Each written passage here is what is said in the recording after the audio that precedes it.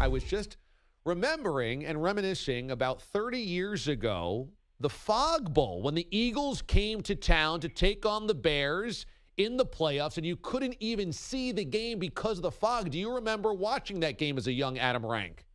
Oh, 100%. I was sitting there, with my father, who is a huge Bears fan, and he made the joke. He's like, oh, great, somebody left their El Camino running in the parking lot. And, that's kind of what it looked like. Somebody just, it just started filling up there. And it was obviously one of the strangest games that I can remember seeing in my young life. And, of course, the Bears won that game, even though Randall Cunningham threw for like 800 yards. But, yeah, it was a sight to behold. I don't know how you were able to play in that kind of situation, but it made for interesting television. That's for sure. So Papa Rank was pretty funny. He was a card. So he was, he made that little quip, and he was bitter. He still, like, to this day, you could just bring up the, like, hey, remember when Walter Payton didn't get a touchdown to the Super, and immediately triggered like that nothing like that is the biggest, like, listen, I've never, trying to remember how old I was, but I was a youngster when that happened. And for somebody whose team just won the Super Bowl, my dad just sitting there pouting like, oh my gosh, I can't believe it. Like at some point I would go on in my life and crash his company car when I became a teenager. Nice. My dad still wasn't as mad as he was when Walter Payton didn't get that touchdown. So kind of a crazy thing. It's like, oh, so that's where everything ranks. That's the most egregious thing that ever happened in his life. So. Yes, right. So you are conditioned to misery as Bears fans. Are you optimistic going into this postseason? Or are you worried the bottom's going to drop out?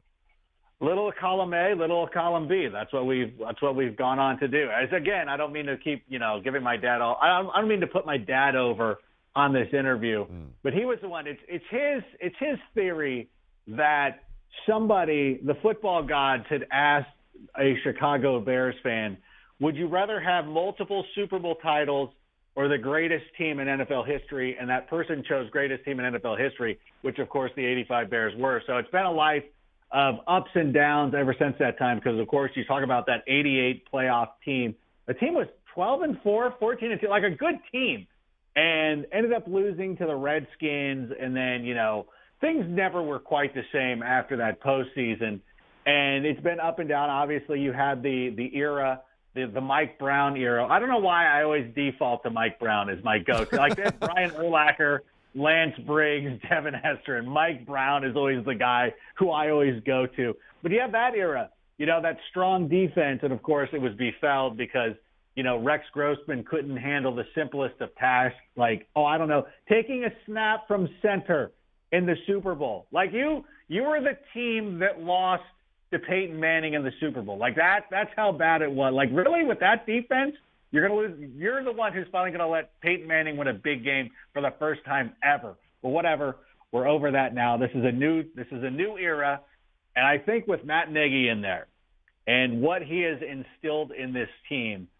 I do believe it's time for the Bears to make that step. But I think the offense is a little bit better too with Mitch Trubisky and everything like that. So the optimism is there, and I know I was talking to Sean before I came on. I know everybody in New York is rooting for us, so we're going to try not to let you down.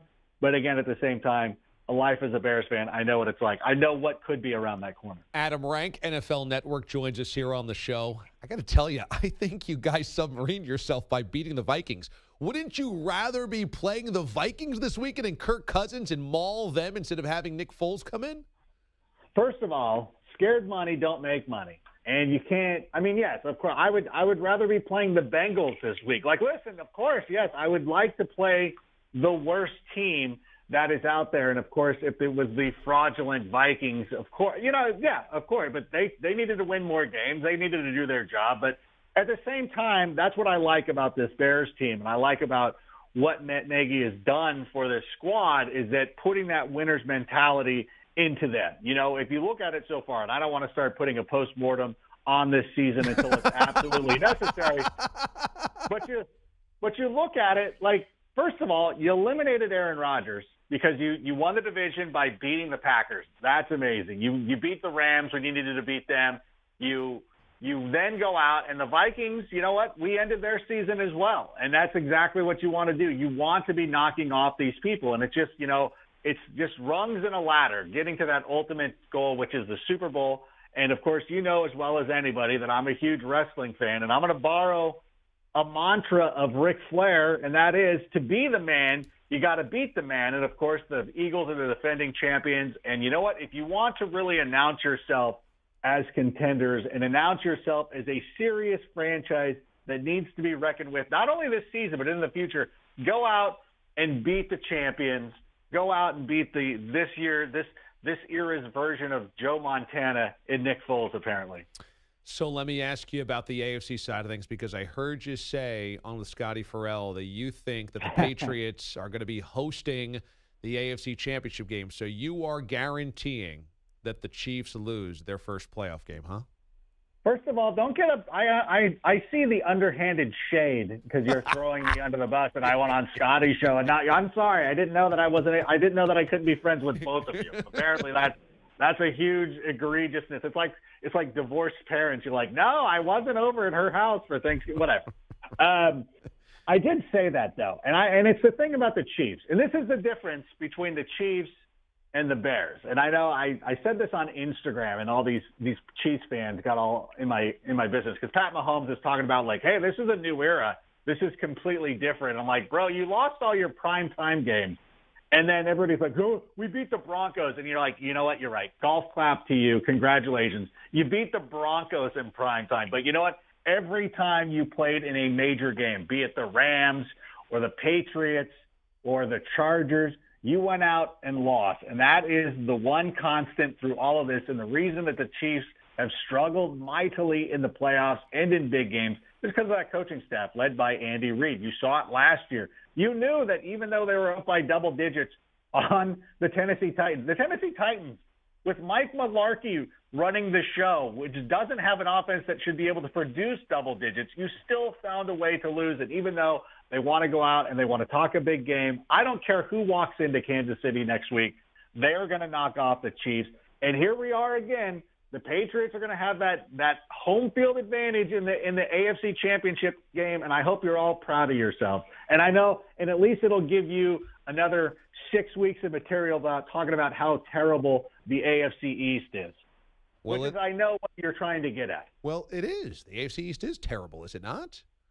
It is, but we've talked about this before. Like, it's more impressive that they're able to rise above the lack of competition to be so consistent every year. Don't make me sit. I want to be like Brian Regan and repeating my jokes all the time, but it's the truth. Since you're a big wrestling fan, can you give me an obit on the legacy of Mean Gene Okerlund? This one's really tough, and I think that anybody who grew up enjoying professional wrestling, part of the reason is because of guys like Gene Okerlund. Now, obviously, we're amazed by the talents of guys like the Macho Man Randy Savage and Kurt Hennig and other Ric Flair and Sting and all of those guys. But somebody who really tied it together was Mean Gene. And you go back, and I spent a lot of time, and I do this a lot, so this isn't like I was only doing this on this day, but I'll go back and watch all those Macho Man segments where the Macho Man's a complete lunatic and just going off and doing all sorts of different things.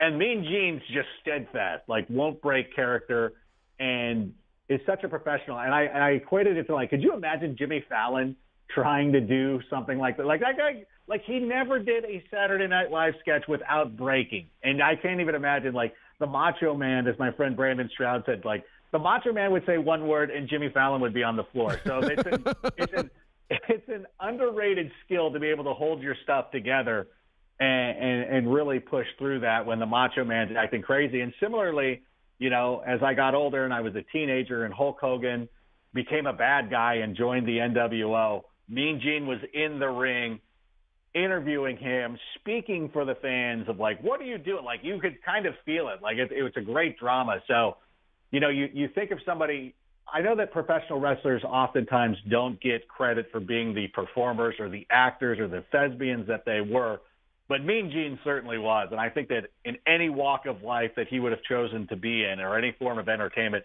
he would have knocked it out of the park. So that was a big loss. And That was one. It was a horrible day with like him and Super Dave, who obviously had great success in Curb Your Enthusiasm. He was also Linus Caldwell's dad in the Ocean's movies. So it was a sad day. Like 2019 already sucks. It's like, all right, well, let's start over. Let's do New Year's Eve again, and let's just try to get this year going one more time. The moment that Macho Man said, "Ooh, yeah," you would have Fallon on the floor, smashing the desk. Oh, my God.